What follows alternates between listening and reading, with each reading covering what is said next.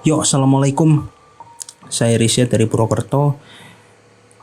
Ini adalah cerita yang mana saya mengingatnya karena habis reuni sama teman saya. Teman saya ini pernah koma gitu, nggak sadarkan diri setelah tenggelam ketika ia berenang di satu tempat wisata di Banyumas. Dan ini membuatnya trauma berenang sampai sekarang. Mengapa membuatnya trauma? Karena ketika ia tenggelam tidak ditemukan. Itu ia dibawa ke alam lain, tepatnya ada di kerajaan goib yang ada di sungai ya, yang ada di telaga gitu ya. Jadi selengkapnya ceritanya selamat mendengarkan. Inilah dia. Jadi Budi ya, teman saya itu punya hobi berenang teman-teman, dan memang sering mendapat kejuaraan di lomba-lomba yang ia ikuti, which is dia juga berarti atlet renang ya. Sampai suatu hari ia itu kapok karena hobi renangnya ini. Jadi suatu hari ia ini sama sahabat-sahabat komunitas renangnya ini itu berwisata ke sebuah telaga. Telaganya bagus, pemandangannya cantik, dan ia tuh berenang gitu loh. Berenang, awalnya baik-baik aja, aman-aman aja. Cuman pas mencoba salto dari bukit gitu ya, di saat temen-temennya bisa loncat indah lah, salto kebalik lah, pas si Budi ini mencoba untuk salto dari atas gitu kan, langsung ke bawah, jebur. Ini tuh si Budi nggak kelihatan lagi, teman-temannya udah menyelam nggak kelihatan, menyelam ke menyusuri telaganya sepanjang telaga, kok nggak kelihatan di mana nih Budi nih. Akhirnya minta tolong warga sekitar gitu kan, Pak tolong Pak, teman saya tenggelam, nggak kelihatan dari tadi Pak, udah kami cari. Dicarilah sama si tim ya, tim SAR, polisi, menyusuri telaga itu dari siang sampai malam. Jam 12 katanya baru ketemu. Dan ketika timnya ini menyusuri gitu kan, pakai senter juga, si Budi ini ditemukan gitu lagi di dasar air, tapi dengan kondisi tangan dan kakinya ini yang terlilit sama rambut. Serius men, terlilit sama rambut dan dibentang gitu loh tangannya ke kanan, samping kanan dan samping kiri gitu, tangan kakinya. Langsung lah pas udah ketemu si Budinya, dia minta peso gitu kan dari atas, saya mau motong jeratan yang menjerat tangan dan kakinya si Budi. Ketemu Budi udah pucet, udah menggembung gitu kan. Logikanya harusnya Budi ini meninggal loh, ya enggak, tapi Maha Suci Allah ya, nafasnya masih ada meskipun memang kecil. Akhirnya di pertolongan oksigen dan dibawa ke rumah sakit terdekat. Orang tuanya udah menangis, udah sedih, bahkan udah pasrah sama keadaan Budi. Nah, akhirnya ini si Budi itu dinyatakan koma selama 3 hari. Kata Budi, selama ia koma itu rasanya kayak mimpi atau bukan. Bagaimana tidak, ketika ia pas salto gitu dari atas ke bawah, ia tuh langsung ketemu sama perempuan.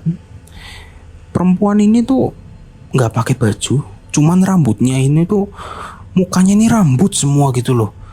panjangnya tuh rambutnya sampai kaki gitu loh. Jadi tubuh perempuan ini ditutupi sama rambut. Wih, buset. Lah, dari ia ini kan mau lari gitu ya, mau lari karena kaget ngelihat sosok perempuan itu di dasar. Tapi rambutnya ini langsung menjerat si Budi lehernya untuk tidak gampang naik ke atas gitu loh, naik ke permukaan, dijerat sampai akhirnya si Budi ini pingsan gitu di dasar air. Nah, pas pingsan ia menyadari bahwa memang wah udah takdirnya si Budi ini udah meninggal lah di dasar ini karena tenggelam. Tapi setelah mata Budi terbuka, ia tersadar dari jeratan si sosok ini.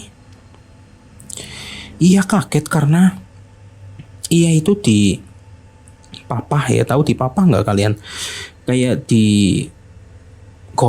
bukan digotong ya, kayak dipapah gitu jalannya, tapi di dalam air gitu loh. Ia dipapah dari memasuki pintu gerbang kayak kerajaan di dalam air gitu, menuju ke sebuah istana di bawah air. Nah, selama ia dipapah, ia menyadari bahwa memang banyak yang gak beres. Ya gimana gak beres, kawong lawong yang mapah dia, warga-warga sekitar menuju ke istana itu kan ada kayak rumah-rumah gitu ya. Rumahnya itu kayak katanya dia kayak batu gitu. Batu yang dibolongi terus dibikin kayak rumah. Dan penghuninya ini manusia ikan. Serius men. Saya dapat kesaksiannya langsung dari si Budi ini. Jadi bagaimana definisi manusia ikan itu? Yang ia lihat ya, jadi memang kulitnya itu bersisik, tingginya sama kayak manusia, cuman kupingnya itu nggak yang melebar kayak kita manusia pada umumnya, tapi kupingnya itu benar-benar yang nempel banget sama kuping gitu loh, arahnya kayak ketarik ke belakang gitu. Dan di pipi-pipinya manusia ini itu terdapat sayatan, yang mana dari sayatan ini tuh kadang terbuka gitu loh, kena air, yang ternyata itu adalah insang.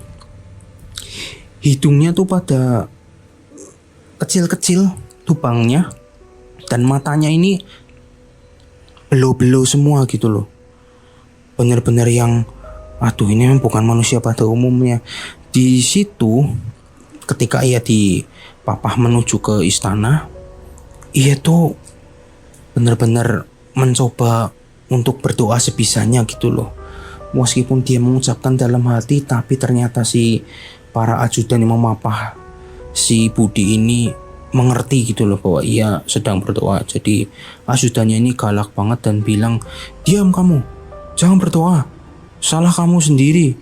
Berenang tidak sopan di wilayah kekuasaan kami," gitu loh. Si Budi dipapahannya itu ia hanya bisa menangis gitu loh. Sedih sekali ia tuh sampai mikir bahwa ini aku salah apa? Aku kan berenang rame-rame. Padahal aku nih cuman seru-seruan aja di telaga itu gitu kan. Singkat cerita sampailah ia itu ke sebuah istana atau kastil. Ia menemui orang-orang serupa gitu loh, kayak yang tadi ia lihat di sepanjang perjalanan menuju istananya. Sampai ia melihat ada satu singgasana yang diduduki oleh raja, sampingnya ada ratu, dan di kanan kirinya ada dayang-dayangnya gitu loh. Hampir setipe semua, cuman pakai mahkota bedanya. Letaknya raja kan di tengah gitu, ia dibawa menghadap ke situ. Nah, terus si rajanya ini berkata, "Kamu tidak sopan, kamu harus dihukum dan kamu harus menikah dengan putri saya." Waktu pas dia kayak gitu kan dia kaget loh, dan dia nggak nyangka, "Bebaskan saya nggak mau ada di sini selamanya. Saya ingin ketemu sama keluarga saya lagi. Saya belum mau mati gitu kan. Tapi si raja ini suaranya makin keras, menggelegar. Dia bilang, tidak bisa, kamu harus menikah dengan anak saya gitu kan. Sampai datanglah suatu cahaya yang membuat ia itu sadar gitu ya. Cahayanya itu datang itu dari kaca-kaca istana. Dan tiba-tiba aja si Budi ini sadar setelah ngajiin sama keluarga-keluarganya yang sudah di ruang ICU. Dan sadarnya itu dini hari, teman-teman. Dan proses sadarnya ini juga cukup sulit dipercaya ya. Jadi kata ibunya Budi, di kamar rumah sakit di lantai 2 atau lantai 3 itu, ia tuh sebelumnya mendengar kayak ada orang itu jalan sambil bawa tongkat, yang mana tongkatnya itu ada kerincingannya gitu loh. Jadi waktu pas jalan sambil tongkatnya dihentakkan, cincing, kerincing, cincing gitu kan, duk, cincing, duk, cincing gitu loh. Ia itu langsung mencari tahu sumber suaranya. Oh, siapa ini gitu kan. Posisi waktu itu ibunya Budi emang lagi ngaji ke hadapannya si Budi yang udah dipasangin selang oksigen dan lain sebagainya untuk menunjang agar si Budi tetap hidup ya, yang nafasnya mah udah sedikit itu loh. Ia tuh ngeliat ternyata dari kaca kamar rumah sakitnya ada sosok cewek gitu. Rambutnya ini rambut lepek gitu ya, rambutnya lepek basah gitu. Cuman pakaiannya ini dari daun-daun tumbuhan air gitu loh. Membawa tongkat dan emang ceweknya ini basah gitu loh. Ketika ia menghentakkan tongkatnya ke tanah gitu, cing, cing, cing, itu tiba-tiba kayak ada cahaya sekecil kunang-kunang keluar dari tongkat gitu. Keluar dari tongkat, terbang dari bawah ke atas, masuk ke ventilasi kamarnya si Budi, kamar rumah sakitnya itu. Dan dari situ tuh kunang-kunangnya masuk dan cahayanya ini masuk lewat kupingnya si Budi. Pas cahayanya masuk lewat kuping, itu tuh lampunya sempat kelap-kelip gitu loh. Ibunya yang kaget cuman bisa istighfar dan bertakbir gitu loh. Astagfirullahaladzim, Allahu Akbar, ya Allah, tolong ya Allah, gitu kan. Ia benar-benar terkejut bukan main karena dari yang denyut nadi dan detak jantungnya si Budi ini melemah, itu kembali normal dan jarinya Budi perlahan bisa digerakkan. Dan gak lama matanya Budi ini terbuka gitu loh. Ya siuman dari komanya. Sangat lemes, sangat capek katanya Budi. Capeknya itu udah melebihi latihan hariannya ia ketika ia berenang. Dan ia juga gak nyangka bahwa berkat doa dari keluarga-keluarganya, ia berhasil lolos dari kerajaan air yang menyeramkan itu. Bahkan sampai waktu pas saya ketemu terakhir, saya nagih cerita ini, si Budi juga masih takut dan trauma sama yang namanya berenang. So terima kasih semuanya udah mendengarkan episode ini. Saya Risya ARS dari Purwokerto, pemilik dari Belakang Suta Podcast. Jangan lupa dengerin juga ya di Spotify. So terima kasih semuanya. Assalamualaikum.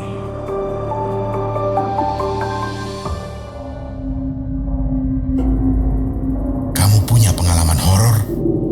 Kirim ceritamu ke podcast.ceritahoror@gmail.com.